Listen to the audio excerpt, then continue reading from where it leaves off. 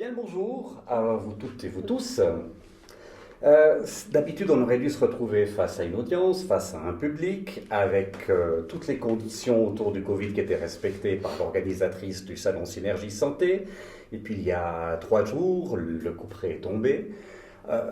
Pas de possibilité de réunir plus de 10 personnes à l'intérieur d'une même salle. Alors, je vous rassure, cette salle ici, nous ne sommes pas 10. Donc, nous respectons en partie certaines des conditions posées. Et pour moi, c'est indiqué conférence-débat, mais j'aimerais plus que ça soit un échange de propos pertinents ou impertinents en fonction des sensibilités. Le débat, je l'ai articulé en 3 parties, mais encore une fois, je ne vais pas vous enfermer à l'intérieur de ces 3 parties. Si à un moment ça part dans une autre direction, je suivrai cette direction tout en vous ramenant gentiment à l'intérieur du cadre posé. Et on a prévu ça sur à peu près 1 heure en fonction des cartes mémoire qui sont dans les caméras juste en face de nous. Le débat est en 3 parties. On parle de cohérence personnelle, donc je vais vous renvoyer à votre propre parcours de vie. On parlera de cohérence des patients dans les contacts que vous avez avec eux, et puis aussi de cohérence au sein de notre société. Ça, c'est plutôt d'actualité. Pour vous éviter de vous présenter vous-même, j'ai fait des brefs résumés. Alors, je commence par vous, de la doctoresse Astrid Stuckelberger. Je me suis entraîné pour vous présenter correctement. Merci. Vous êtes à la faculté de médecine de Genève, vous avez un doctorat en santé des populations et vous êtes experte en lutte sur le vieillissement. Alors je précise d'emblée, par rapport à la pléiade de chacun de vos CV, j'ai fait une bibliothèque rose, histoire qu'on n'y passe pas 1 heure que je vous présente chacun. Vous dites, vous, qu'il faut se concentrer sur le malade avant la maladie et que ses soins doivent être sur la bienveillance et l'humanité. Je ne vous trahis pas encore ce que vous dites. Et vous prenez la prévention et qu'il faut avoir aussi d'autres perspectives qu'un soin purement médical. Il faut approcher par le sport, par les arts, par les parfums et puis également par la philosophie. Le docteur Daniel Dufour, bonjour. Vous êtes diplômé fédéral en médecine depuis 1979. Vous avez effectué une chirurgie de guerre, surtout en Afrique, je crois. En Asie, ouais. Vous avez fait plus de 2000 opérations dans ce cadre. Et quand vous êtes rentré de cette expérience, vous êtes fondateur de la méthode, j'espère prononcer juste, Auge, qui prend en fait l'ego à rebrousse-poil. Vous-même, vous pensez aussi que le patient se trouve au centre du traitement et qu'il faut plutôt s'intéresser aux causes qu'aux symptômes. C'est un résumé aussi qui vous convient. Et puis, quand vous regardez vos patients, vous dites souvent de tomber sur un sentiment d'abandon que vous qualifiez de honte toxique. Je passe au docteur Chitied Raymond. Vous êtes neurologue. Vous allez dans l'intimité du cerveau. Vous pratiquez aussi des méthodes naturelles. Vous m'avez écrit un long WhatsApp pour m'expliquer qu'en fait, le cerveau, c'était une machine qui pouvait à la fois faire notre bonheur et notre malheur. Ça dépend comment il était utilisé. Vous êtes issu de l'assemblage de plusieurs cultures. Vous faites un pont en fait entre l'Orient et l'Occident, par une réflexion d'ailleurs liée à la spiritualité. Vous dites également que la clé se trouve à l'intérieur de nous et qu'il faut apprivoiser notre capacité pour approcher le bonheur. Et je passe au dernier intervenant, le docteur Jean-Claude Fajot. Vous êtes, diplômé de la faculté de médecine de Paris. Vous avez été très vite insatisfait par la médecine générale, ce qui fait que vous avez exploré plein d'autres domaines, la médecine chinoise, l'homéothérapie, la phytothérapie, et puis également, vous faites des recherches en psychosomatie et psychogénéalogie. Là aussi. Vous dites également, comme plein d'autres autour de cette table, que la solution se trouve en soi, qu'il faut comprendre pour devenir maître de soi-même. Et j'ai trouvé cette citation merveilleuse dans une de vos interviews qui date de 2016. Vous dites « Un médecin n'a jamais guéri personne ». Vous êtes toutes et tous auteurs d'une dizaine de livres. On peut trouver sur Internet vos biographies. Alors bon, je pense que vous excuserez ce caractère sommaire et honteux. Pour moi, c'était véritablement une façon de présenter les fils rouges qui vous tissent dans vos réflexions communes. Fils rouges qu'avait déjà bien senti Edith, qui se trouve derrière une des caméras. C'est pour ça qu'elle voulait que vous soyez toutes et tous ici ce soir. On passe à la cohérence personnelle. C'est la première partie de cet échange.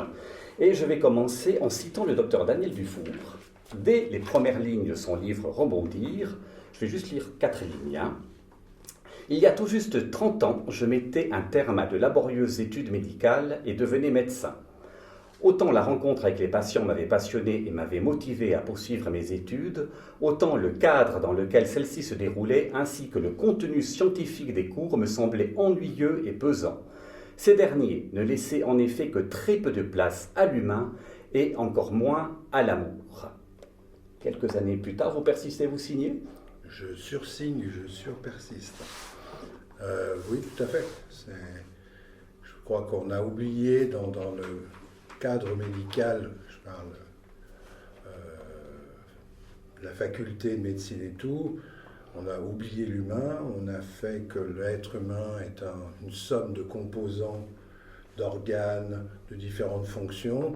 On a complètement oublié qu'il y a autre chose qui se trouve dans l'être humain ou ailleurs, qu'on appellera l'âme, ou qu'on peut appeler le noyau fondamental, peu importe, qui est toute cette énergie, cette masse d'informations qui fait que nous sommes autre chose que simplement des bouts d'organes qui essayent de fonctionner plus ou moins en harmonie ou en cohérence et tout. Et que la cohérence, elle se trouve ailleurs, elle ne se trouve pas dans les organes, elle se trouve finalement dans quelque chose d'autre, de beaucoup plus global. Et c'est ce qui fait que le métier de médecin, à mes yeux, est passionnant, c'est qu'on peut s'intéresser à la personne et non pas forcément à ses différentes fonctions. Le regard de vos collègues, quand vous écrivez ça, vous faites des copains ? Je n'ai pas besoin de me faire des copains. Et ceux qui trouvent ça intéressant le trouveront intéressant, d'autres pas. Et toutes les comment dirais-je, les personnes sont libres de penser ce qu'ils veulent et de pratiquer comme ils le désirent. Docteur Fajot, je vous vois opiner du chef. Vous-même, vous n'avez pas non plus besoin de vous faire des copains, visiblement. Ça, c'est clair. Je me suis fait plutôt pas des ennemis, parce que je n'aime pas ce mot, mais c'est vrai que pendant que j'étais médecin, on m'a mis pas mal de bâtons dans les roues, parce que j'étais un peu original, disons, comme je vous l'ai dit tout à l'heure, hors caméra, je suis un peu provocateur. Et je l'ai été aussi avec le Conseil de l'Ordre en France, je l'ai été avec pas mal de monde, parce que rien ne me détournera, moi, de ma cohérence personnelle. Je savais à l'âge de 5 ans que je serais médecin.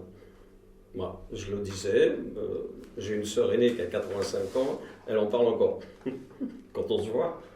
Et effectivement, rien ne m'a détourné de cette mission.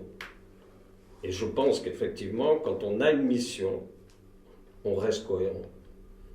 Parce que rien ne me détournera. Ma femme, pareil, elle dit qu'il n'y a que ça qui compte pour moi. Vous êtes du genre têtu, obstiné, quoi. Elle a raison, je lui ai dit, j'ai plein de choses qui m'intéressent, mais rien ne me détournera de la médecine. Même si j'ai quitté le navire, et je ne le regrette pas, de la médecine officielle, pour aborder la personne dans tout son aspect, c'est rester ma cohérence. Et effectivement, c'est pas facile de rester cohérent. Il n'y a pas des collègues qui vous disent pour qui vous vous prenez, de nous juger Non, comme ça, de non. nous prendre de haut? Moi, je respecte toutes les opinions aussi. Donc chacun pense ce qu'il veut, mais qu'on me laisse penser ce que je veux. Je reste très respectueux, très poli. Je n'aborde pas les gens avec agressivité ou quoi que ce soit. Je mène mon chemin, c'est mon chemin. Et qui même me suivent, si ça leur plaît. Et j'ai une certaine expérience, puisque j'ai quitté la médecine il y a plus de 20 ans, la médecine officielle, pour faire cette médecine-là, qui pour moi est la vraie médecine. Après, l'autre médecine, on en parlera tout à l'heure, elle est totalement incohérente. Et donc ça ne pouvait pas me convenir, c'est pour ça que très vite, la médecine générale, j'avais calculé, en médecine générale, consultation, c'est un peu la consultation stricte avec le malade, c'est 5 minutes. Puisque c'est 4 personnes par heure à peu près. C'est large, autant en qu'il plus, le docteur regarde qu'il se l'ordinateur. déshabille, et après qu'il se rhabille et qu'on lui fasse les ordonnances et tout, on discute 5 minutes. Moi, il me faut 2 heures pour discuter d'une maladie avec quelqu'un, au minimum. Et en Pointe-Armelle, vous ne pouvez pas facturer ça non plus. Hein. Non, mais en France, on ne facture pas comme ça. Je parle de la Suisse, là, effectivement. Mais effectivement, pour moi, ça ne pouvait pas durer. Je ne peux pas m'intéresser à quelqu'un en 5 minutes, simplement pour lui prescrire, parce qu'on en revient toujours là. Je me souviens de mes études de médecine. Quand on était aux urgences, parce que j'en ai fait pas mal aussi, j'ai fait de la réanimation, j'ai fait un peu de tout pour trouver ma voie en médecine. Et il n'y a que la médecine générale, finalement, qui me plaisait. Aux urgences, on recevait des tas de blessés, surtout le samedi, les sportifs. Alors, les entorses, les choses. Comment vous vous êtes fait ça? Comment c'est arrivé? Puis ça se terminait par le même traitement. Un plâtre. Alors que la question qui est importante pour moi depuis toujours, parce que j'en parlais déjà quand j'étais gamin, c'est le pourquoi des choses. Pourquoi vous êtes fait une entorse? Quelle est la raison de cette entorse? Pas comment, le comment on s'en fiche. C'est pour moi cette cohérence qu'il faut retrouver et faire partager aux malades le pourquoi ça lui est arrivé, pourquoi à cet âge-là, pourquoi à ce moment-là. Docteur Stückelberger, le pourquoi, c'est aussi ce qui motive toutes vos recherches. Oui. Et récemment, vous avez une actualité, vous avez fait une vidéo de 1h06 que j'ai regardée religieusement hier soir et ce matin. Okay. Et j'ai l'impression que c'était la machine à découper scientifiquement passablement d'incohérences. Là, on en parlera en troisième partie, mais quelles étaient les réactions de vos collègues après ça? J'ai pris une autre voie que les autres parce que j'ai jamais fait de clinique mais de la science. Et si vous voulez, quand je vous entends, je me dis c'est intéressant parce que moi je suis partie de comprendre l'être humain anthropologiquement dans son univers, par rapport à la Terre, par rapport à qui il est. Et je me suis retrouvée à faire de la science. J'ai passé par la biologie, la psychologie et j'ai atterri à la faculté de médecine en faisant de la science. Comme j'étais complètement atypique dans mon approche scientifique, j'étais beaucoup dans l'interdisciplinarité pour comprendre l'être humain. Et donc, j'essaye tout le temps dans ma cohérence personnelle je sais très bien, et mon expérience personnelle m'a amené à du subjectif et à aussi comprendre qu'on va bien au-delà de notre corps pour comprendre la santé. Et la santé est vraiment au centre. Donc, j'ai commencé à décortiquer la science et de savoir quelle méthodologie on prend pour prouver et pour comprendre la maladie, mais aussi pour comprendre la santé. Et donc ça a été mon parcours à peu près tout le temps. D'ailleurs, mon doctorat a été sur... c'est un doctorat carrément en psychologie et santé mentale, a été de comprendre la santé subjective par rapport à la santé objective, puisque la santé subjective est le meilleur prédicteur de longévité et de santé et de maladie. Donc à partir de là, toute la santé change parce que c'est la personne qui est au centre, c'est ce qu'elle ressent puisqu'elle arrive à s'auto-évaluer toute seule. Et voilà, donc par rapport à la vidéo, mon parcours m'a amené, parce qu'on ne décide pas tout dans la vie, dans mon chemin, à travailler avec l'OMS, à travailler avec la santé publique, c'est mon truc, et de faire de la science pour des décisions politiques, la science pour les décisions médicales, la science pour permettre de prouver les médecines alternatives. Et donc, dans cette vidéo, je décortique avec ma méthode apprise dans la science très de base, à décortiquer tout ce qui ne va pas dans les incohérences complètes, dans les croyances, parce que même soi-même, on a des croyances, et on décortique, puis on voit que la science nous amène à dire « Ah, ben là, il manque peut-être quelque chose à prouver, etc. » Donc, dans ce qu'on vit aujourd'hui, il y a une incohérence complète par rapport à des préceptes et des postulats scientifiques et des décisions politiques. Voilà. Donc là, c'est pour ça que j'ai parlé. Je crois que tout le monde ressent qu'il y a quelque chose qui ne joue pas. Et donc, moi, j'arrive à utiliser les outils que j'ai appris scientifiquement en tant que chercheur et tout ce que j'ai fait pour la politique pour vous démontrer qu'il y a des choses qui ne vont pas. Donc, on peut pas rester silencieux. Et la même chose en médecine. Je suis tout à fait d'accord avec tout le monde que aujourd'hui, la médecine qui va au-delà de celle qui est enseignée à la faculté de médecine. Je m'énerve souvent que la faculté de médecine n'a pas mis à jour, avec ce qui est scientifiquement déjà prouvé, son curriculum, ce qu'on enseigne et comment on fait la médecine. Donc, c'est pour aider à aller mieux. Voilà. C'est un peu ce que dit le docteur City-Ed. Vous êtes neurologue, je le rappelle, mais dans vos discours, dans vos interventions, dans vos conférences, vous vous intéressez en fait à une qualité de vie pour dire, vous êtes intéressé pourquoi il y avait des centenaires dans diverses parties du monde. Puis voilà, vous les avez observés, vous dites, voilà, là, ils ont une approche du bonheur, ils ont une qualité au niveau de leur nourriture, ils s'enlèvent le stress. On vous regarde comme un doudingue et un fantaisiste dans le corps médical valaisan quand vous parlez comme ça, ou pas du tout? Vous êtes intégré? Alors au début, un petit peu, bien sûr parce que ma propre façon de communiquer, elle était conditionnée par mon climat intérieur. Et en fait, finalement, c'était cette période très troublée où j'ai fait ce passage de la médecine, voilà, comme vous l'avez fait tous, ce passage de la médecine très conventionnelle à quelque chose d'un peu plus intégratif, un peu plus intelligent. Et effectivement, je suis parti de plein de postulats, plein d'observations, justement, ces centenaires, mes enfants, le neurone, comment un neurone se développe dans la neuroscience, c'est très très intéressant. Comment les plantes, on peut faire des analogies extraordinaires entre comment un arbre grandit et comment un neurone grandit. Puis finalement, mon meilleur laboratoire, c'est moi-même. Alors, finalement, c'est ça. On est tous dotés de neurones miroirs. Et ces neurones miroirs, en fait, ils permettent de se refléter les uns les autres, de comprendre ce qu'il y a dans l'autre, et finalement qu'on a un truc, quelque chose de bien, et on le transmet comme ça. En étant bien à l'intérieur de soi-même, eh bien forcément, ça crée une sorte de climat autour de soi. C'est quelque chose qui est tout à fait biologiquement démontrable. C'est-à-dire que si on a une plus grande connectique de la conscience, une plus grande connectique des neurones de l'amour, justement tout ce qui est sérotoninergique, tous les neurotransmetteurs, l'ocytocine, les endocannabinoïdes, les endorphines, je peux avoir le langage scientifique. Mais finalement, ce qui est important, c'est de comprendre, voilà, dans le temps qui nous est donné dans cette vie, on peut faire grandir ces choses-là. En les faisant grandir, après, il y a toutes sortes de choses qui s'ouvrent à vous, on fait des choses beaucoup plus intelligemment, on choisit des bons combats, on choisit de faire mieux grandir ses enfants, on a des meilleures lectures, on a des meilleurs amis. On ne cherche plus à se faire des ennemis, puis moi je cherche tout le temps à faire des copains en fait. Voilà, je viens ici, c'est le prétexte d'avoir des nouveaux copains. Est-ce, de façon globale, ça c'est une question que je pose à tous, être cohérent, est-ce que ça implique des sacrifices dans votre parcours, dans votre CV? Je commence par vous. Pour moi, non, absolument pas. J'ai toujours fait ce que je voulais dans la vie. Rien ne m'a détourné. Et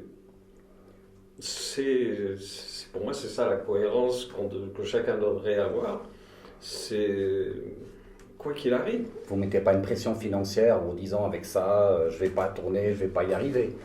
Mais non, mais ça, j'y crois pas depuis très longtemps. Parce que ma théorie là-dessus, c'est que quand on est vraiment dans une mission humaine, le grand ordinateur central, que certains appellent Dieu, moi non, il va tout faire pour nous faciliter la vie matérielle. Parce que quand on est dans le don de soi, etc., la vie devient tellement facile qu'on a besoin de tellement peu.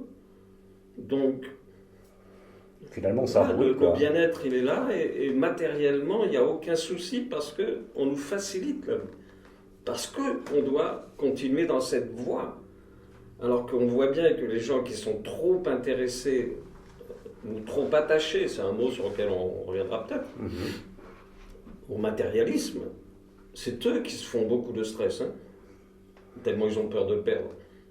Moi, je n'ai pas peur de perdre. Vous, pas de pression non plus? Je pense je peux être d'accord, mais mon expérience à moi, parce que je ne suis pas toujours indépendante de ce que je fais, c'est que quand on a effectivement... On est avec la politique et puis on est dans des institutions comme des facultés de médecine, on n'est pas indépendant.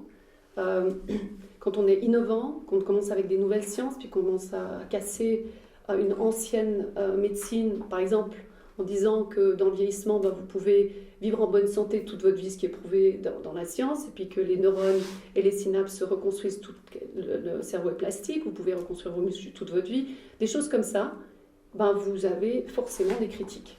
Et vous dérangez. Quand vous commencez à dire que la vitamine C marche et que peut guérir l'infection, que c'est prouvé qu'il y a des sciences, il y a le protocole de Merck, et pourquoi est-ce qu'on ne prescrit pas plus la vitamine C, et etc. le zinc, comme vous et le l'avez dit, zinc, maintenant, mais il y a des articles scientifiques. Donc même dans ma famille, quand je dis zinc, vitamine D3 et vitamine C, on rigole jusqu'à ce qu'il y ait un article qui passe dans le Nouvelliste. Non, mais vous voyez quand même, ou à la faculté de médecine, je me suis fait casser une fois en disant ça à la radio par un collègue, et je me suis dit, oh là là. Donc, non, c'est pas facile quand on est avec l'ancienne garde qui aime l'ancienne science médicale et qui croit que la science a évolué. Vous êtes en train d'apporter des nouveautés parce que vous faites les revues des sciences. Et vous êtes dans une éthique où vous restez toujours avec la même logique, que ce qui est nouveau est prouvé, vous avez une systématique pour être incollable. Donc vous avez avec les revues systématiques et vous arrivez à trouver des collègues que vous dérangez parce qu'en fait, à l'intérieur d'eux-mêmes, ils sont persuadés que ce qu'ils ont appris est encore juste et ce qui s'applique est encore juste. Donc on est... Moi, je cherche absolument pas le combat. C'est-à-dire que quand vous apportez quelque chose qui dérange, ben, il faut un dialogue. Ou alors, il faut que l'institution se mette à jour et dise, ben oui, on est dans une flexibilité, la science évolue, les choses évoluent, regardons un peu plus près. Donc, avec le Covid, on est exactement là-dedans. On est exactement... Mini-réaction de votre part. Oui, cher ami, c'est pas parce qu'on est indépendant qu'on est libre. Parce que j'en ai parlé tout à l'heure au début, j'ai eu quelques soucis importants avec le Conseil de l'Ordre des médecins, en tant que médecin généraliste libéral, parce que suivant mon chemin et ma cohérence, moi ce qui m'importe c'est d'essayer de soigner des gens, non pas de les guérir, puisque comme je l'avais écrit, un médecin n'a jamais guéri personne, on se guérit de l'intérieur. Mais qu'est-ce qui m'a valu tous ces ennuis? C'est d'avoir utiliser des traitements, je sais bien que c'est pas ça qui guérit, mais à l'époque j'y croyais un peu, interdits en France, mais qui sont en Suisse, en Allemagne, aux États-Unis, la chélation, des choses comme ça. Ça m'a valu beaucoup d'ennuis, puisque, j'ai une anecdote là-dessus, j'ai été convoqué par l'Ordre des médecins pour charlatanisme, à l'époque où j'étais médecin. Et quand j'ai quitté la médecine pour devenir psychothérapeute, pour faire ce que je voulais, là, ils m'ont fait un procès pour exercice illégal de la médecine. Il faut savoir, quand même. Donc, ça, c'était l'incohérence absolue. Quand j'étais médecin, j'étais un charlatan. Quand j'étais plus médecin, je faisais de la médecine illégale. Ce type d'incohérence, docteur Dufour, vous l'avez aussi rencontré, vous? Oui. Il y a plein de choses qui ont été... faites il y a longtemps, qu'on a essayé d'introduire et puis qui ont été condamnées par notamment les gens qui s'occupent des assurances. Il y a des médecins, je crois, dedans. Les médecins conseillent, oui. Oui, et qui vous disent ça c'est interdit, ça c'est pas permis. Puis quelques années après, ben, c'est admis comme étant quelque chose tout à fait faisable. Je me souviens, j'avais fait pratiquer l'ozonothérapie, qui était quelque chose qui était assez fantastique, mais ça a été tout de suite interdit parce qu'il y avait des manipulations qui étaient... Puis après, c'est quelque chose qui a été... c'était une thérapie, hein, c'était une aide. Mais pour revenir, moi, je n'ai pas trouvé aussi simple que ça dans ma vie. Je n'ai pas eu un grand truc ouvert. Ça a tout de même été pas mal de combats, mais de combats souvent contre moi-même, parce qu'on a cette espèce de côté où on veut être quelque part bon, accepté, et puis ben, on n'est pas accepté, on n'est pas forcément toujours très bon non plus.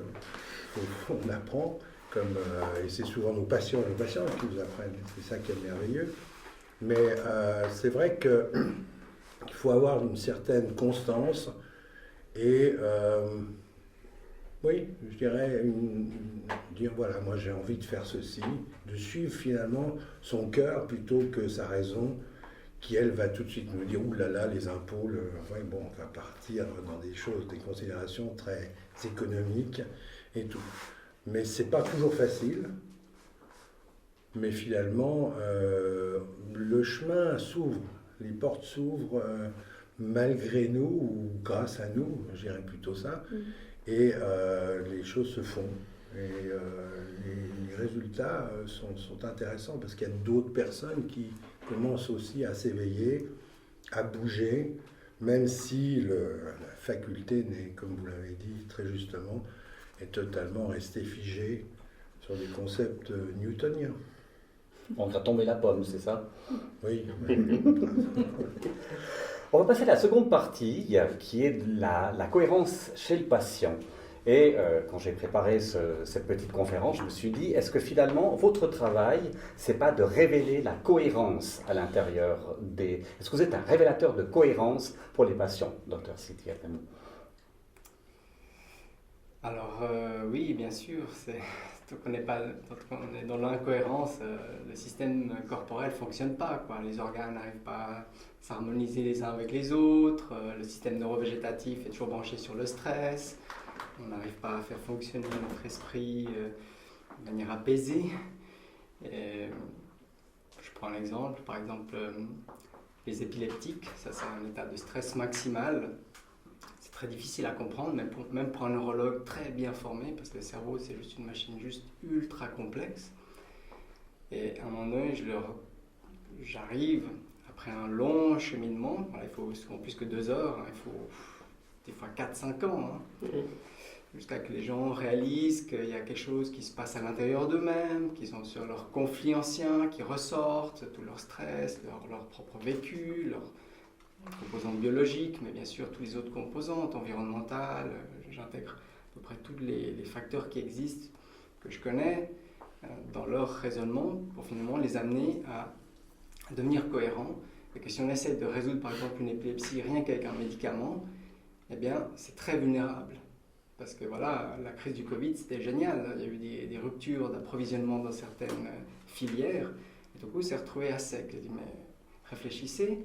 Maintenant, pour les 20 prochaines années, vous êtes sûr que toutes ces grandes entreprises pharmaceutiques vont pouvoir vous livrer ces médicaments? Est-ce que vous ne pensez pas qu'il y a quelque chose, un travail peut-être à créer? Alors après, bien sûr, je dois étayer ça parce que mes collègues, ils ouvrent des sourcils, comme vous dites. Voilà, par exemple, vous utilisez beaucoup aussi des thérapies, des stimulateurs vagaux, vous essayez de les calmer, donc tout ce qui est vagal, parasympathique, est-ce que ce n'est pas quelque chose qu'on peut créer à l'intérieur de soi? Bien évidemment, vous avez toute la réponse ici. Et donc j'amène les gens progressivement à ça, à comprendre pourquoi ils ont le pied toujours sur la pédale du stress, d'où ça vient. Est-ce que c'est leur enfance? Est-ce que c'est leur couple? Est-ce que leurs enfants? Est-ce que c'est un conflit intérieur? Et moi, j'ai jamais la réponse pour eux-mêmes. C'est eux qui finissent par, s'ils ont de la chance, tomber dessus. Comme moi, je suis tombé sur mes propres résolutions, de mes propres conflits, de mes propres maladies, de mes propres problèmes de santé. Et maintenant, je vais super bien, quoi. Et je peux que leur montrer, voilà, regardez-moi, moi j'y suis parvenu pour moi-même. Et moi, je peux que vous dire, l'être humain, il a des ressources intérieures infinies. Il faut se baser un peu sur les ressources que vous avez autour de vous, vous éloigner des sources toxiques environnementales, voilà, la pollution de l'air, tout ça, mais surtout les toxiques des personnes. Déjà, il faut se mettre à l'abri. Des gens qui vous font du mal, ou vous n'arrivez pas à vous défendre contre ces personnes-là quand elles vous blessent. Et voilà, donc petit à petit, j'amène les gens à ça. Donc je sais que c'est beaucoup de patience, c'est comme l'éducation d'un enfant. Moi j'ai 6 enfants, et je dois faire beaucoup de concessions vis-à-vis d'eux, donc je ne peux pas exiger beaucoup d'un patient, une entrevie d'1 heure, mais je les amène petit à petit. Voilà, c'est ça ma démarche. Docteur Dufault, la première fois qu'on s'est croisés, moi j'étais journaliste au matin, je vous ai téléphoné, je faisais une enquête sur certains neuroleptiques ou antidépresseurs qui ne fonctionnaient pas sur les patients. Enfin, on estime à 30% que ça ne fonctionne pas. Et là, vous m'avez dit, oui, alors évidemment, ce type de médicament, c'est comme du goudron qu'on est en train de mettre sur les nerfs des personnes pour qu'elles ne ressentent plus rien. Et vous m'avez dit, il n'y a rien de mieux que d'aller dans la forêt et de hurler. C'est à peu près ça, hein, je synthétise. Mais est-ce qu'il est évident comme message vis-à-vis d'un patient de lui dire vous allez arrêter tout ça et vous allez crier dans la forêt pour qu'il ait sa cohérence? Non, alors je crois qu'on ne dit pas à un patient vous devez faire ceci ou vous devez faire cela. Vous l'incitez. Je crois que comme vous l'avez présenté, vous accompagnez. Je crois que moi j'aime beaucoup le terme accompagnement. On marche avec à la vitesse de la personne. On doit reculer, on va reculer avec lui. C'est évidemment des accompagnements longs, ça ne se fait pas en 1 heure, en 30 minutes, pour petit à petit que la personne prenne conscience de ce que son corps, moi je dis toujours que c'est notre meilleur ami, parce que dès qu'on est tendu, ça veut dire qu'il y a quelque chose qui ne va pas, qu'on fait faux, soit qu'on n'est pas dans le moment présent, soit qu'on ne vit pas ses émotions, soit qu'on est entouré de gens toxiques et qu'on pompe toute leur énergie, peu importe, il y a des milliers de façons, et le médecin, lui, ne le sait pas. La seule personne qui sait ce que la personne fait faux, c'est par rapport à elle-même, c'est le patient ou la patiente. Et l'idée, c'est d'accompagner cette personne à son rythme. Alors tout d'un coup, il y a quelqu'un qui va très vite, puis qui fait des tas de progrès, je parle par rapport à sa santé globale, et puis d'autres qui vont mettre plus de temps, puis tout d'un coup, beaucoup de choses vont s'ouvrir. Et c'est ça qu'il y a de, moi je trouve passionnant dans notre métier, tel que présenté, c'est découvrir finalement avec la personne ce que la personne fait faux. Et ça, c'est fait faux par rapport à elle-même, je dis bien. Et comment surtout elle peut faire juste. Parce que c'est évidemment pas simplement de mettre disant ça c'est faux, c'est faux, c'est faux. C'est qu'est-ce que je peux faire pour aller mieux, pour guérir, mais aussi pour vivre le mieux possible, le plus en harmonie avec soi-même. Moi, je préfère l'harmonie à l'autre mot que vous utilisez. Cohérence. Cohérence. À être en harmonie avec soi-même. Et ça, finalement, si on arrive à être en harmonie avec soi-même, on est en harmonie avec tout ce qui nous entoure. Docteur Fajot, est-ce que dans les personnes qui viennent chez vous, il y en a certaines qui n'ont pas du tout envie, sur le fond, de changer, parce qu'elles aiment bien leur statut de victime, puis que ça les rend intéressants. Donc vous pouvez leur dire tout ce que vous voulez, ça ne fonctionne pas. Personnellement, je ne reçois pas ce genre de personnes. C'est clair. Mais comment vous le devinez? Je mets les choses tout de suite au point parce que j'ai ma grille de lecture personnelle et je sais déjà, par 2-3 questions, si la personne est capable de dépasser certaines peurs. On en reparlera parce que pour moi, tout vient de la peur. Pour revenir à la cohérence des malades, je pense qu'un des mots importants dans la cohérence, c'est le bon sens. Et je trouve que les malades ont beaucoup plus de bon sens que la médecine. À savoir? C'est une image qu'on reçoit. Le malade, comme disait Daniel, c'est exactement ça. Il nous renvoie une image et c'est cette relation qui est importante. Or, moi je l'ai constaté avec beaucoup de personnes qui viennent me voir, et on pourra en reparler encore, la confiance que la personne elle a dans son médecin, parce que le contact y passe, est beaucoup plus important que le traitement qu'on va lui donner. Et je pense que les résultats, par exemple à Marseille, d'un certain professeur, sont essentiellement dus à l'empathie qu'il a envers ses malades. Parce que moi j'ai analysé un peu ce qui se dit depuis des mois maintenant. Il faut bien reconnaître, l'hydroxychloroquine n'a jamais été un antiviral. Moi j'ai appris ça à la faculté de médecine, je ne renie pas, ça n'a jamais été un antiviral. C'est un antipaludéen et on l'utilise maintenant aussi dans la polyarthrite. Mais ça n'a jamais été un antiviral. Mais la façon dont il prescrit à ces malades avec beaucoup de... Ça aide. Donc cette cohérence, elle vient du bon sens, que les malades demandent du bon sens. Et ce qui les rend, qui les perturbe énormément, c'est les réponses inadaptées qu'elles ont des médecins, de la plupart des médecins. Parce que la médecine n'est pas cohérente. On va en parler un peu plus tard. Ça va pas tarder, oui. Là, vous parlez de peur. J'ai découvert d'autres citations de vous sur la peur et qui introduit la troisième partie. Je vais juste la retrouver dans mon... Voilà. Vous avez dit il y a 4 ans, les peurs créent une paranoïa collective, elles génèrent un climat anxiogène et cela vient d'une méconnaissance du passé. Alors, qu'est-ce que nous n'avons pas retenu du passé par rapport à maintenant, à ce qui se passe maintenant? Tout est dit. C'était sympa d'être venu, merci. Qu'est-ce qu'on peut rajouter? On voit bien que, c'est un terme général, la paranoïa, mais c'est bien connu. La peur, ça s'appelle la paranoïa. Et là, on est dans une paranoïa collective qui est favorisée par les pouvoirs qui ont toujours utilisé la peur pour dominer. Donc, gouverner par la peur, c'est bien connu, hein, c'est les enfants de Machiavel que j'appelle. Donc, qu'est-ce qu'on peut faire contre ça? À part essayer d'apporter des réponses moins anxiogènes. C'est pas tout à fait le cas dans ce qu'on entend actuellement. Ah ben non, justement. Quand j'ai regardé votre vidéo, il y a une image qui m'est venue en tête et je n'ai pas réussi à l'enlever. J'avais l'impression d'avoir un poulet à qui on avait coupé la tête et qui courait dans tous les sens. Et c'était pas moi. Non, c'était pas vous, mais c'était les types de réactions qui étaient générées par la situation qu'on vit actuellement. C'est-à-dire qu'en gros, on ne sait pas trop où on va. Dans les réponses qui sont apportées, ça part dans tous les sens. Et c'était ça que vous vouliez faire passer ou bien j'interprète ça d'une façon Non, moi je nuancée? voulais déconstruire ça justement. Ça, vous l'avez bien déconstruit. Ah oui. Ah ouais. Non, c'était surtout que j'ai écrit d'ailleurs des articles scientifiques dans un journal italien qui s'appelle Les régulations sanitaires internationales, le règlement de l'OMS, incertitude et contradiction. Et c'est ça qu'on vit, et c'est ça qui crée la peur. Hein. Contradiction, incertitude, des discours à droite, à gauche, incohérents parce que le pic des décès était en mars-avril et il n'y a plus de pic, il y a pratiquement plus de décès, plus d'infections et on a un discours de la peur qui est généré par la politique et aussi certains médecins.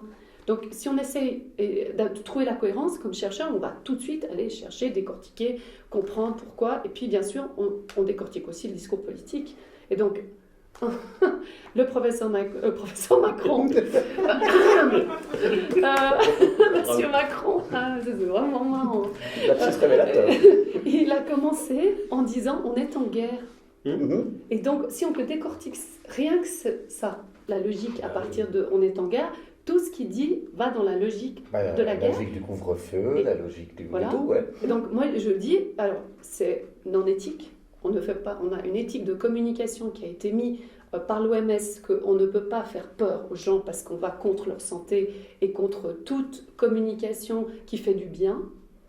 Et la deuxième chose, c'est que le mot guerre, parce que moi je suis très à cheval sur les mots quand on commence avec la communication, on induit une fréquence, comme on induit chez les gens un genre de piqûre de peur, et chez les personnes âgées qui ont vécu la guerre, mais ça rappelle toute la mémoire biologique, psychologique, collective, transgénérationnelle, de on est en guerre, qu'est-ce qu'il faut faire? Et il y a tout le corps qui se mobilise.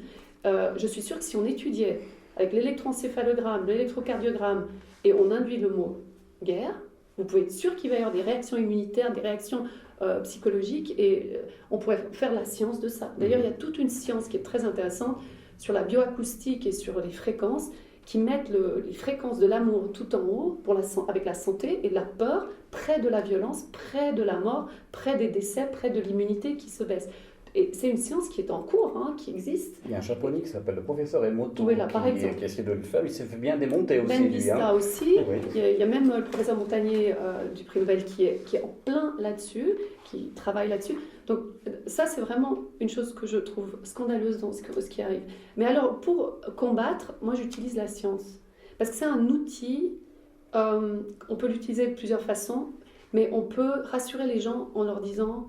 Et Raoul le fait, le professeur Raoul le fait, le professeur Perron aussi, le professeur Toussaint, on regarde les nombres, on regarde les statistiques, on leur dit allez regarder, et puis on amène, moi ce que je fais aussi avec mes étudiants, c'est l'analyse critique.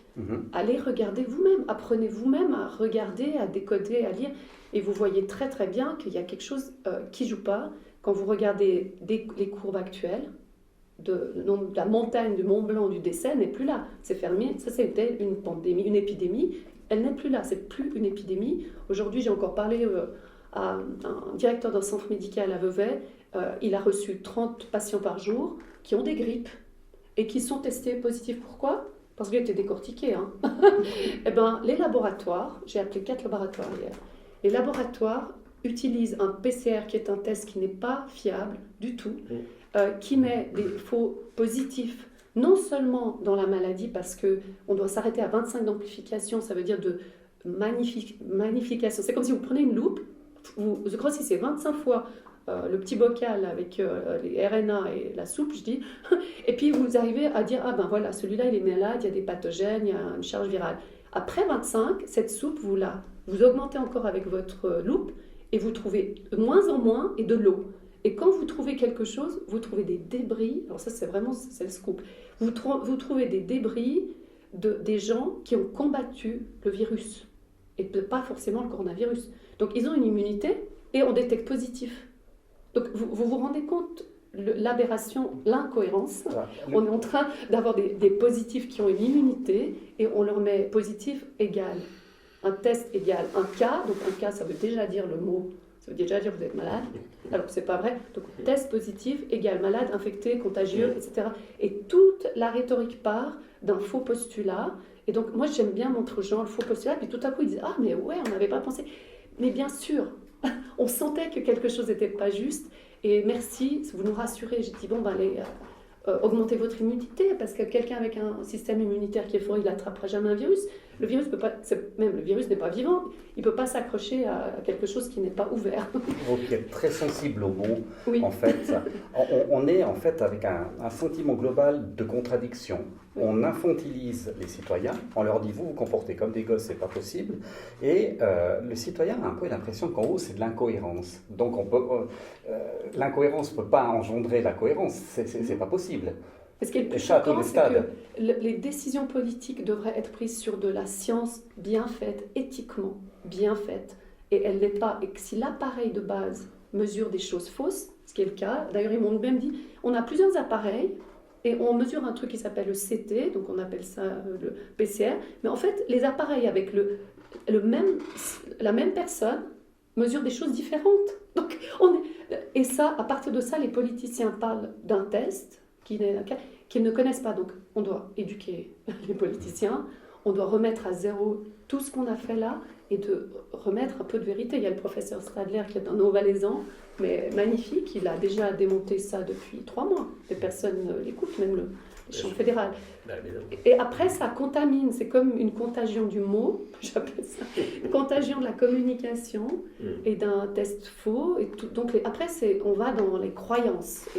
Et la science, ce qui est bien, c'est qu'elle arrive à déconstruire les croyances de choses que les gens croient. Et maintenant, ils croient que si vous avez le test positif, vous êtes pestiféré, mais il n'y a personne de mort par terre qui a des boutons et qui est en train de mourir. Oui. Donc, on essaye d'avoir un peu une attitude comique et aussi une attitude de rassurer. En fait, les gens, ils ont besoin d'être rassurés, ils ont besoin des médecins. Cliniciens, moi je ne suis pas clinicienne, donc ils ont besoin de vous, ils ont besoin qu'on parle d'autre chose. Et je dis souvent que la thérapie de l'art, la thérapie de la musique, la thérapie de la danse, c'est déjà prouvé maintenant pour le vieillissement. Et donc je déconstruis aussi dans le vieillissement qu'on peut vieillir très très bien jusqu'au bout de la vie avec beaucoup de choses qui sont déjà prouvées scientifiquement. Enfin, je pourrais te parler.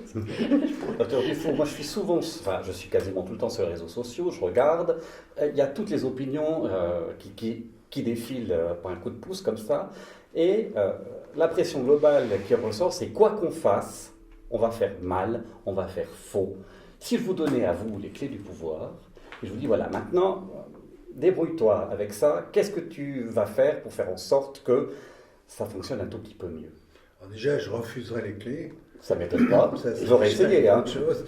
Mais deuxièmement, je dirais, peut-être que la chose principale, et ça, c'est une grosse et violente attaque par rapport à la médecine classique. La médecine se bat contre les virus, contre les bactéries, contre les maladies, contre les symptômes. Du reste, regardez le nom des médicaments, c'est anti-paludéen, anti-ceci, anti-cela, anti-cela. Plutôt que de se battre pour, d'apprendre aux gens de se battre pour eux-mêmes. Se battre pour soi-même, c'est pas de l'égoïsme, c'est pas de l'égotisme non plus, c'est simplement se dire que finalement, on est nous en possession des clés aussi bien pour tomber malade que pour guérir. Alors souvent, on m'a reproché en disant vous amenez les gens à culpabiliser parce qu'ils ont un cancer, puis en plus je leur dis mais pourquoi avez-vous un cancer? Ça c'est dégoûtant, c'est dégueulasse, etc. Non, ça veut dire en même temps, c'est dire vous avez les clés pour tomber malade, vous avez les clés pour guérir. Alors, on a aussi les clés pour rester en parfaite immunité et j'allais dire non pas se battre contre le virus, mais faire que le virus, quel qu'il soit, qu'il s'appelle Pouchnaf ou Boubouf, puisse rien nous faire à partir du moment où on a cette harmonie, cette cohérence personnelle. Mais la politique et les politiciens, depuis des centaines d'années, nous disent, enfin non, depuis le XXe siècle, ils nous disent nous sommes responsables de votre santé. Et on leur a donné ces clés. On leur a délégué la responsabilité. On leur a délégué. Alors maintenant, tout le monde, enfin certaines personnes se plaignent en disant comment se fait-il qu'ils nous s'arrogent le droit de nous dire on vous confine, on ne vous confine pas. au même moment, on veut la malle, on veut être remboursé, on veut être ceci. Alors il y a une incohérence j'allais dire, de la population, qui d'un certain côté dit non, mais moi je ne veux pas être en masque ou mettre en masque. Non, tout le monde n'a rien à foutre du masque. Bon. Mais par contre, payez-moi les différentes consultations et les masques, et ceci et ça. Donc je crois que c'est là où il y a un peu une incohérence, et que la première des choses, c'est de dire, si j'avais ces fameuses clés, c'est de dire, mais vous avez en main votre propre santé, prenez-la en main. Vous pouvez être accompagné par des gens qui ont un certain savoir, mais qui n'ont pas le pouvoir de vous guérir, et qui ne sont pas faits pour ça. Vous leur dites responsabilisez-vous, devenez adulte, c'est un peu ça, non? Ou restez enfant. Oui, mais dans le côté positif du Dans le terme. côté, tout à fait. Parce que l'enfant, il est dans le moment présent, il vit ses émotions, il est là, il est inventif, il est tout ce qu'on veut. Il a tout en lui. Docteur Sitel, vous, dans ce climat anxiogène, vous évoluez comment? Alors la peur, ça doit être une émotion qui doit nous faire évoluer vers quelque chose d'autre. C'est ce que je comprends, c'est qu'on réagit, notre cerveau il est fait pour nous donner des clés pour réagir et puis aller vers du mieux. Donc cette peur, c'est qu'il y a quelque chose dont on doit se défendre. Alors moi, bien sûr, je ne suis plus dans le combat, je trouve vos arguments très beaux sur l'histoire de l'anthropologie, mais aussi de se baser sur la PCR. Et j'ai réuni beaucoup d'éléments en moi, je suis un peu un homme du dialogue. Et moi, par rapport à, si on regarde l'ensemble non seulement de la société, mais vraiment au niveau planétaire, ce qui m'ouvre les yeux énormément, c'est la permaculture. Moi, je me suis vraiment pris d'affection pour cette sorte de discipline. Donc ce qui m'a fait extrêmement peur, c'est la collapsologie. C'est cette science qui intègre à peu près tous les paramètres, l'économie, la démographie, les sciences. Et on vit notre 6e extinction, donc voilà, on est bientôt plus là. C'est extrêmement anxiogène. Qu'est-ce qu'on fait? On est tous en train de courir à notre perte. Et la permaculture offre une de ces réponses. Donc c'est une permaculture intérieure, une écologie intérieure qu'il faut appliquer. Et là où j'en venais, c'est qu'en fait, la réponse qu'on doit donner, c'est nous d'être des êtres exemplaires. Parce qu'à l'échelle d'une planète, l'être humain, qu'est-ce qu'il est venu faire? Qu'est-ce qui nous distingue d'un cheval, d'une vache, d'une fourmi, d'un petit ver de terre, d'une bactérie? C'est par rapport à les autres êtres vivants sur la planète, nous sommes des créateurs universels. On peut danser, on peut faire des arts, on peut construire des pyramides, on peut faire, à partir d'un morceau de bois, un violon. On est des réparateurs universels. C'est-à-dire que si on voit n'importe quelle bestiole prisonnière, on peut la libérer. Un animal malade, un pauvre petit koala sans sa maman, à moitié brûlé, ben oui, si on s'occupe de lui, nous, humains, nous sommes les seules bestioles qui allons pouvoir nous occuper de lui, à part sa maman. Et un arbre malade, on sait comment traiter ses virus, traiter la cloque, la tavelure, toutes sortes de maladies des plantes. Donc on sait ça, on sait vraiment tout réparer. On sait même réparer ou aider quelqu'un à se réparer. Et finalement, on sait se réparer nous-mêmes. Donc normalement, on devrait être l'être universel. On est juste en dessous de Dieu, comme je vous écrivais, parce que vraiment, on sait faire vraiment, vraiment, vraiment beaucoup de choses. C'est extraordinaire. Et à l'échelle planétaire, on fait juste l'inverse. Donc on est en train de détruire notre propre planète. Alors si on prend le système immunitaire, on est comme une maladie auto-immune, finalement. C'est ça, on est en train de s'auto-détruire, de détruire l'organe sur lequel on vit. Parce que le système immunitaire, c'est vraiment le parallèle, c'est beau qu'on peut faire. C'est qu'on est mobile sur cette planète, on se déplace, on peut aller partout. Trop. Voilà, mais on peut faire à bon escient aussi. Et puis comme on est beaucoup, on est super puissant, on arrive à vraiment, on est résilient, on est quand même des sales bêtes, on a des super foies, des super enzymes, on peut se défendre contre beaucoup de choses. Eh bien, on est super solide, eh bien, on envahit la planète, donc on est beaucoup, donc à la rigueur on peut comparer ça un peu à un cancer. Donc l'être humain, si on est mal régulé, si on n'est pas dans cette réflexion qui nous permet à l'échelle planétaire de dire mais qu'est-ce qu'on fait tous ensemble? Eh bien oui, on est en train de dévorer les ressources, on est en train d'embêter toutes les autres espèces animales qui sont autour de nous. Et puis, finalement, au lieu de créer quelque chose d'harmonieux, quelque chose de cohérent avec l'ensemble de la planète, eh bien, on crée un chenille, pas possible, qui va finir. Et le Covid, c'est probablement le début de quelque chose qui va être encore plus grand. Parce que les collapsologues, ils prédisent, ça c'est le premier petit coup de semonce, mais après, quand le climat va complètement se dérégler, alors vous verrez, là, quand il fera 50 degrés en France, ça va être quelque chose pour survivre. J'ai confiance que dans 10 000 ans, il y aura des êtres humains qui auront réussi à faire quelque chose d'un peu plus résilient, d'un peu plus sage, qui aspireront pas autant les ressources, et ils se comporteront un peu mieux avec les bestioles qui nous entourent, avec les animaux, par exemple, et avec tous les êtres vivants. Donc on aura plus de respect entre nous, les êtres humains aussi, on s'écoutera plus. Ce qui est pour moi une des choses urgentes à mettre en place. Si vraiment j'ai réfléchi, est-ce qu'il faut faire du sport, est-ce qu'il faut faire la régulation politique, si à moi on me donne le conseil, je dis il faut que dans chaque village, il y ait un arbre à palabres. C'est ça qu'il faut mettre en place.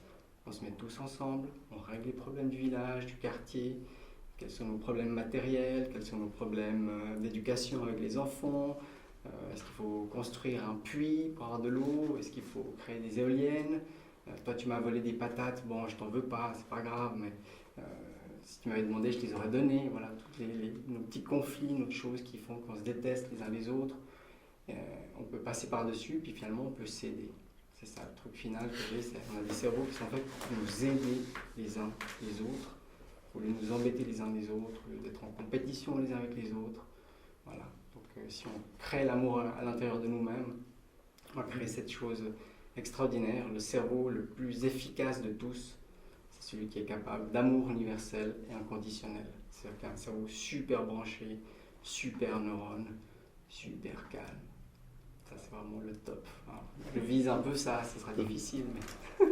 Mon instinct me dit que nous sommes en train de friser l'heure. Et effectivement, il nous reste à peu près 7 minutes avant d'y arriver. J'ai envie de vous faire réagir à tout ce qui a été dit. Donc, on doit être une super sale bête qui résiste bien, qui réveille l'enfant qui est en lui, qui pratique la permaculture et qui va en fait se réunir autour d'un arbre à palabres. Moi, ça me plaît, tous ces plans. Et vous ? Je ne suis pas contre. Mais je pense qu'il faut aller encore plus loin. Essayer d'analyser pourquoi on est aussi incohérent. Et la société. Parce que si on regarde bien, il y a autant de réalités qu'il y a d'individus. On a parlé de croyances tout à l'heure. Tout est croyance. Et chacun a ses croyances. Alors, d'où elles viennent, moi je fais une analyse généalogique, etc. Bon, j'y arrive. Mais chacun vit avec ses tripes, à ses croyances. Et qu'est-ce qui crée toute cette incohérence dans le système de santé, en médecine ? C'est le doute qui crée la peur. Or, on nous fait croire que les scientifiques, parce que la médecine n'a rien de scientifique, rien. D'ailleurs, on disait que c'était un art. Or, l'art et la science, ça fait c'est très loin, très éloigné tout ça. Donc, et c'est resté, parce que ça n'a rien de scientifique. Il y a un dogme, une croyance mondiale même. C'est Pasteur. Je vais être un peu provocateur, tant pis pour mes jeunes confrères et consoeurs. Je suis persuadé que si on demandait qui connaît le professeur Antoine Béchamp, qui a lu Béchamp, mais c'est une infime minorité. Je ne sais pas combien on pourrait être dans le monde à avoir lu les travaux du professeur Béchamp, qui était le contraire de Pasteur, en même temps que Pasteur. Ouais, il disait le contraire. C'est Pasteur qui a tout gagné. Pasteur, pour moi, c'était le Bernard Tapie de l'époque. Il a réussi son coup. Et on a complètement occulté les travaux de Béchamp qui sont pourtant immenses. Immenses. Alors on croit encore que les microbes sont nos ennemis. Moi j'entendais dans tous ces discours, il va falloir vivre longtemps avec ce virus. Mais ils étaient là avant nous. On vit depuis très longtemps avec le virus. Et pourquoi celui-là il serait plus méchant que les autres ? C'est pas vrai. C'est que le système économique était en train de s'effondrer et qu'il fallait bien trouver un bouc émissaire, plutôt que d'attaquer les banquiers qui sont responsables de tout. On a trouvé le bouc émissaire, le virus qui permet de mettre l'économie à zéro. Parce que c'est ce qui allait arriver. On est en train de préparer la crise de 29, il ne faut pas l'oublier. Il y a des mémoires cellulaires qui circulent. On a vu qu'en 1919, tout le monde était masqué. 1919, 1920, 100 ans après, tout le monde est masqué. C'est juste une répétition d'histoire. On n'y est pour rien, c'est l'inconscient collectif qui a fait tout ça. Alors, si on déboulonnait un peu Pasteur et qu'on se mettait à étudier, je me souviens, il y a 40 ans de ça, une thèse de pharmacie, un travail de 5 années d'une étudiante en pharmacie sur Béchamp, quand elle a présenté sa thèse, elle a été refusée. Un travail énorme, 5 années. C'est scandaleux. Parce que Pasteur, c'est... À vous entendre, on est plutôt mal barré. Non, pas du tout. Alors moi, je suis resté optimiste. Ah, vous restez optimiste, d'accord. Alors là, il n'y a pas de problème. Mais le doute, c'est terrible, le doute. Quand vous pensez à des médecins, moi j'en ai vu des malades. Et quand j'avais pas les réponses, certaines réponses pour les rassurer, docteur, il revient avec son bilan de cancérologie après la chimio, il va pas mal. On lui dit, c'est bien, les résultats sont bons. Alors docteur, je suis guéri? Ah non. On se revoit dans 3 mois. Si c'est bon dans 3 mois, on se revoit dans 6 mois. Si c'est bon dans 6 mois, on se revoit dans 1 an. Pendant 5 ans. Et vous avez remarqué que toutes les rechutes se font à 5 ans? C'est curieux. Alors du coup, c'est des cycles qui doivent se répéter éternellement. Voilà. Et Donc on n'en les gens apprend rien de vivent dans la l'histoire. peur parce que personne n'ose leur dire vous êtes guéri. Parce que la médecine ne peut pas dire à un malade vous êtes guéri. Vous êtes en rémission. En médecine chinoise, je crois que la peur est très mauvaise pour les reins. Je viens Oui, d'apprendre. c'est pas pour ça. Ouais, d'accord, ok. J'ai envie d'avoir le mot de la fin et le regard de la scientifique sur ce qui vient d'être dit. Est-ce que vous pensez que dans des cycles d'histoire, assez fascinants d'ailleurs, on voit des choses qui se reproduisent d'un siècle à l'autre, on n'apprend toujours rien ou on va être capable finalement d'assimiler quelque chose? Moi, j'ai plus de foi dans le côté scientifique. Parce que quand même, les lois, il y a des lois, comme la gravitation. Vous avez une pomme, elle tombe. Mais il y a des fois où elle ne tombe pas, certains champs. Mais on doit quand même trouver cette cohérence, certaines lois, règles, principes, ce qui fait qu'on arrive à construire un genre de standard ou personnalisation de ce que c'est la maladie, la chirurgie, etc. Donc, ce n'est pas parfait, mais ce que je veux dire, c'est très nouveau ce qui se passe aujourd'hui, en tout cas de ce qu'on connaît de l'histoire. On est dans un monde global. Ce coronavirus n'est pas nouveau du tout. Le professeur Rosling, qui malheureusement est décédé, plus jeune que j'aurais bien voulu, disait, et il le prouvait très bien, il dérangeait beaucoup, que le monde n'a jamais été aussi bien, jamais été aussi distribué, que la pauvreté était combattue, que les enfants allaient de plus en plus à l'école, etc. Et donc, moi, je suis plutôt dans pas seulement l'espoir, je pense que c'est fondamental ce qui se passe dans le bon sens du terme. Je vais vous dire pourquoi. Parce que ça va remettre en question Pasteur, les tests, remettre en question toute la rhétorique de la science, de ce que la médecine fait, de les médecins qui font vraiment, les médecins pas, de comment on fait de la recherche. Parce que d'aller faire une RTC quand les gens sont en train de mourir, c'est impossible éthiquement. Vous voyez, donc il y a tout un discours. Maintenant, les journaux scientifiques sont été rachetés par les Bill Gates et les autres. C'est maintenant. Et c'est sur cette décision qu'on fait de la médecine. Il y a des faux professeurs, il y a des faux CV, on les contrôle jamais qui parle.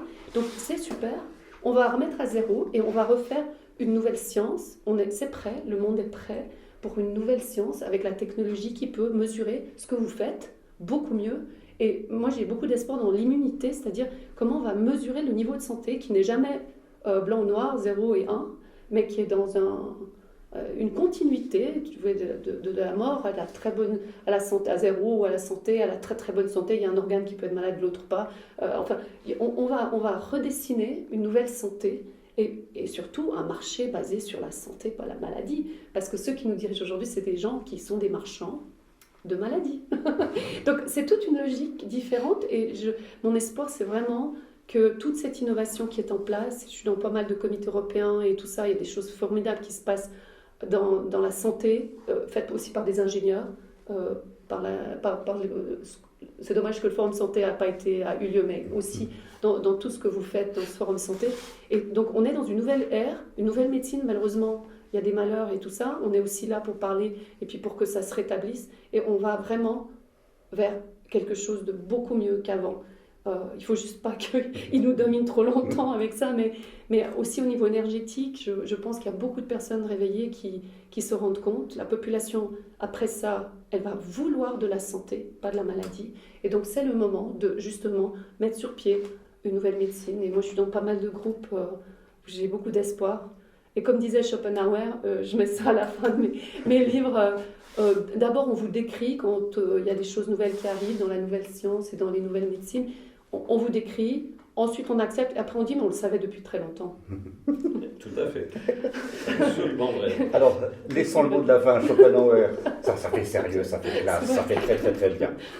Ben, je vous remercie beaucoup. C'est une heure qui aurait dû se dérouler en public. J'aurais nettement apprécié avoir votre énergie, pour avoir des questions à l'intérieur d'une salle, pouvoir continuer à échanger après autour d'un verre, en respectant les 1,50 m et des masques. Mais voilà, ça s'est fait comme ça. C'est quand même une marque du Salon Synergie Santé 2020, en espérant que ce thème, cette cohérence, et que le salon revienne en 2021. En tout cas, merci de nous avoir écoutés, regardés depuis une heure, et on espère avoir participé à votre cohérence personnelle. Merci beaucoup.